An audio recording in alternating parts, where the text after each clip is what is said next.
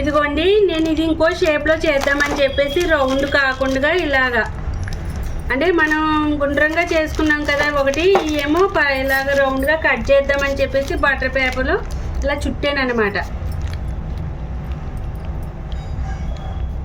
కాసేపు ఇలా ఫ్రిడ్జ్లో పెట్టాను.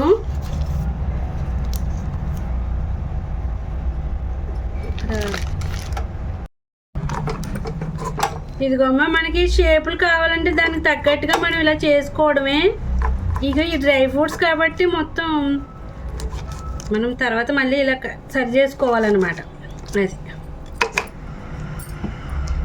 ఇదే షేపులు కింద ఇలా పలగ్గా ఉంచి ఇలా కోలుగా మంచి మంచి రకాల స్వీట్లు ఉంటాయి కదా షేపులు, ఆ టైప్లో కూడా ఇలా చేసుకోవచ్చు. ఇగో ఇలాగా ఇలా వస్తాయి.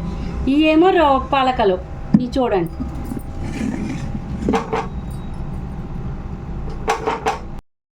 ఇదిగోమ్మ, మనకు కావలసిన చక్కగా రౌండ్ షేపులు అవి ఎంత బాగా చేసుకోవచ్చో చూడండి.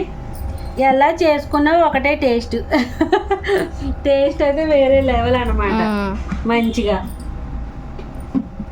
చూడండి, ఇది చక్కగా పలగ్గా చేసుకోవచ్చు. ఇది ఇలా రౌండ్గా ఇలా కోలుగా మనకి కావాల్సిన స్వీట్లు రకాల టైప్లో షేపులు చేసుకోవచ్చు. పిల్లలకి కొంచెం ఇదిగా కనబడడానికి వాళ్ళ కోసం చేస్తాం, కానీ టేస్ట్ అంతా ఒకటే.